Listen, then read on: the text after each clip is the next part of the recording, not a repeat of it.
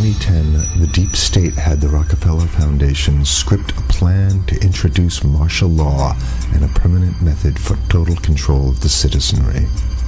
In this plan that they disguised as an academic scenario, as they called it, the method they would use to gain complete prison-like control of the entire population was to infect them with a devastating biological pandemic, and then, under the guise of protecting us from this threat, they would be free to implement their final solution, a prison state.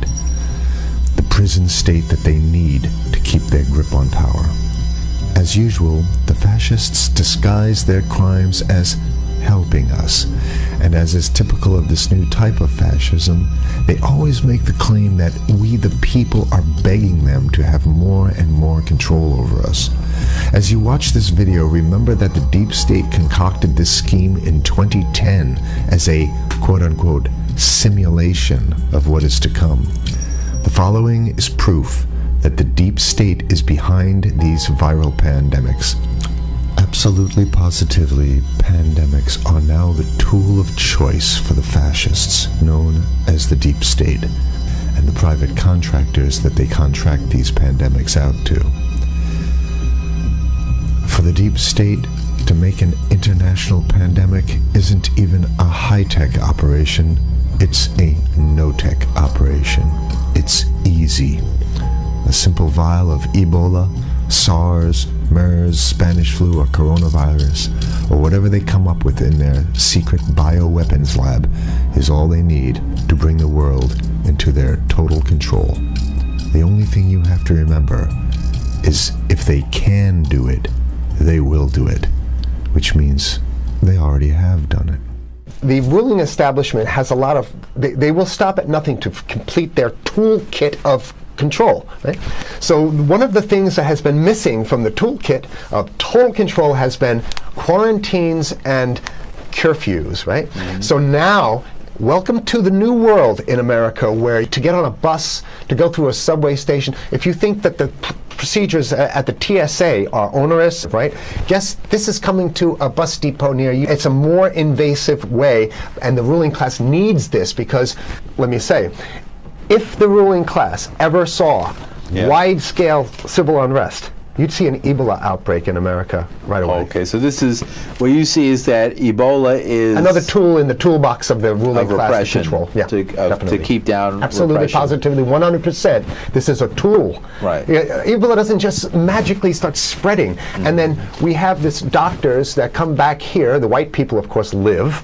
The two whites who got it or survived. All the black people that get it die. Right? It's very possible that these one of these NGOs over there is going around with a veil of Ebola or spreading it from a small plane onto villages. The point is to get hundreds of thousands of people infected with it and create the next phase of control. Now, one of the things I'd like to show to back up my my claims here. Here's a document from the Rockefeller Foundation. Rockefeller Foundation, right there. You can zoom in on that, where my finger is. It's called Scenarios for the Future International Development, the Rockefeller Foundation. All right. Okay. Let's take a look at what they're saying here. This is something like a 50, 60-page document. I'd like you to go to page 18, if you can look at this up on the internet, but I'll read it off to you. It's called lockstep, lockstep. And this is a phrase that I used right after 2001 when I saw the entire system of the United States, including the population, were in lockstep. So the Congress went along, and yes, it was Osama bin Laden, and the people waved their flag and said, I hate, hate, hate, hate, and everything was in lockstep. Well, in 2010, they published this, Rockefeller Foundation, and here's what they're saying.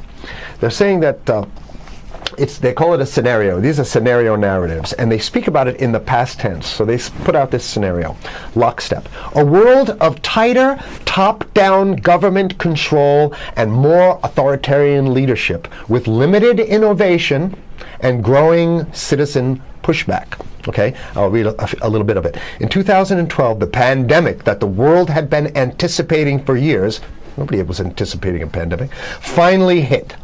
Unlike 2009's H1N1. This new influenza strain originating from wild geese. They use some scenario, but this is Ebola they're talking about. Ahead. Even the most pandemic-prepared nations were quickly overwhelmed when the virus streaked around the world, infecting nearly 20% of the global population and killing 8 million in just 7 months, the majority of them healthy young adults.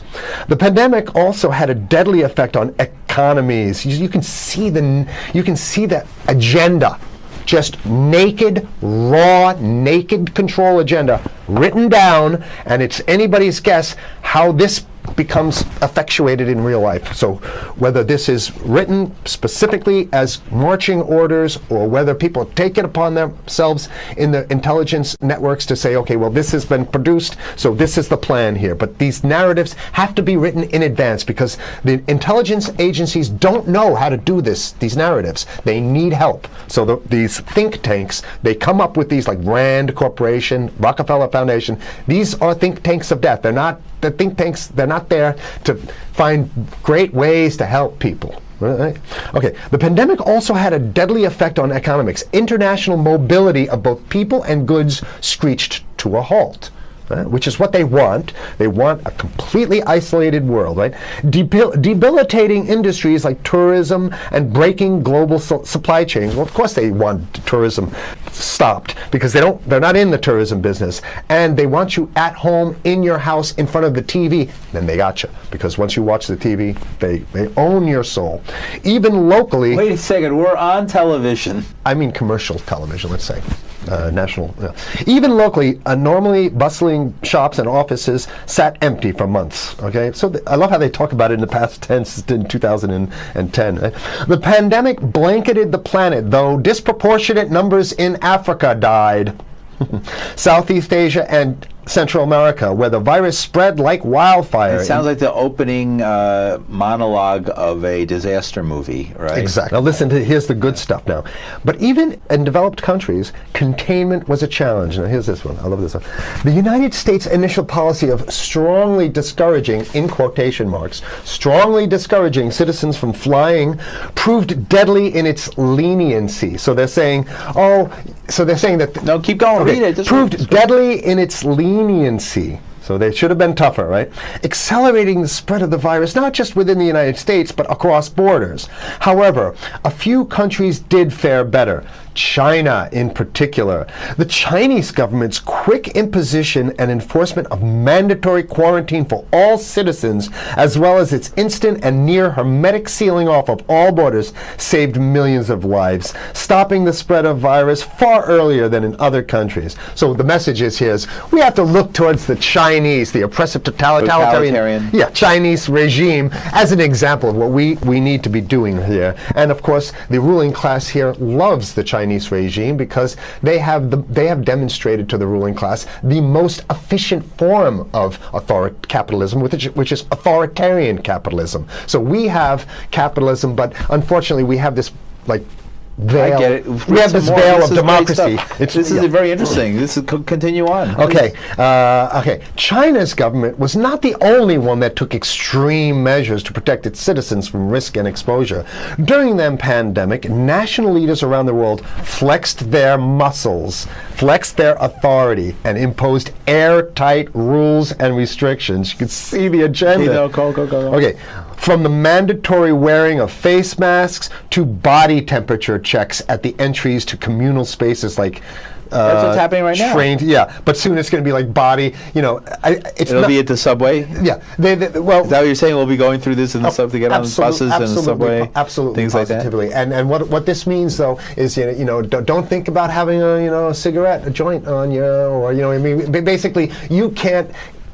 This is a dragnet for everything. So if in order for you in other words, just like with stop and frisk, this is ultimate stop and frisk. This is the ultimate cavity stop and frisk, cavity search kind of thing. All right, so during the pandemic, national leaders around the world flex their authority. Now there's some good stuff. Listen to this.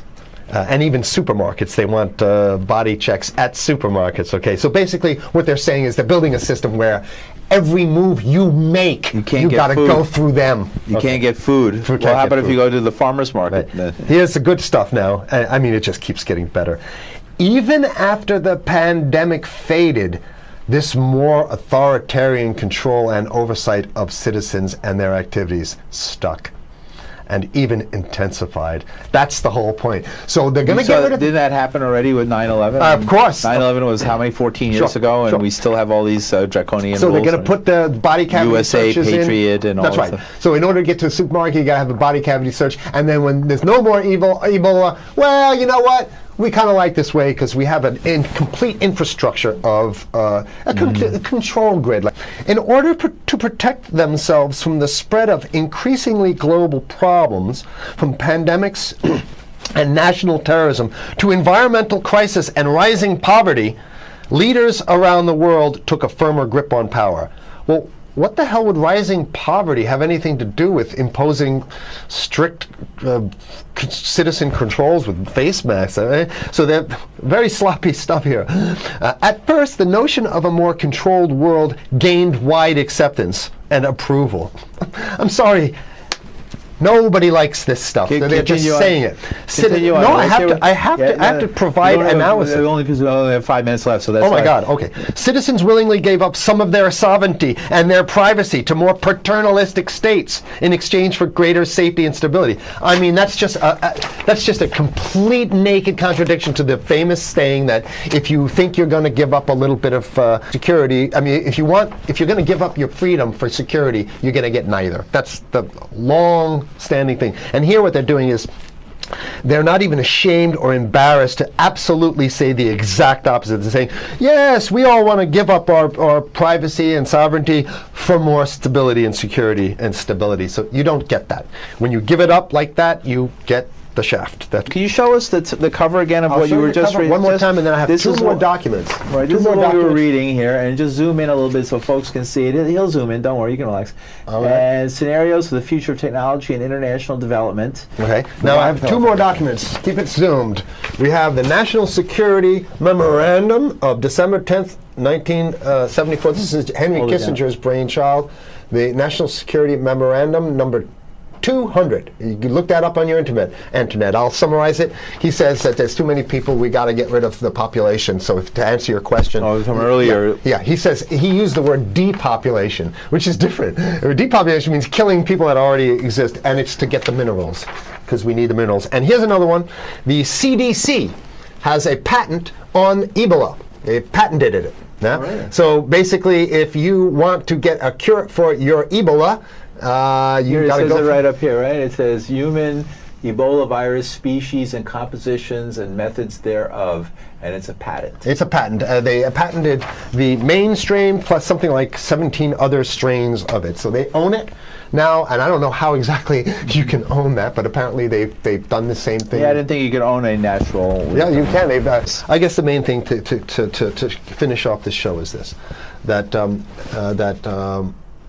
they want to get more control, more and it's going to be curfews and quarantines. So what I'm saying is that unless the American people start to get some new way to revolt, a new way to organize, new way to protest, unless we can break through the apathy, because that's what we have here, then it's going to be a slave state here. The ruling class doesn't seem to have too much resistance. They're getting everything on their Christmas shopping list, and they've been wanting quarantines and curfews for a long time. Now they got it. And if you want to live in a world where you're tricked into all this stuff because it's for your safety, right?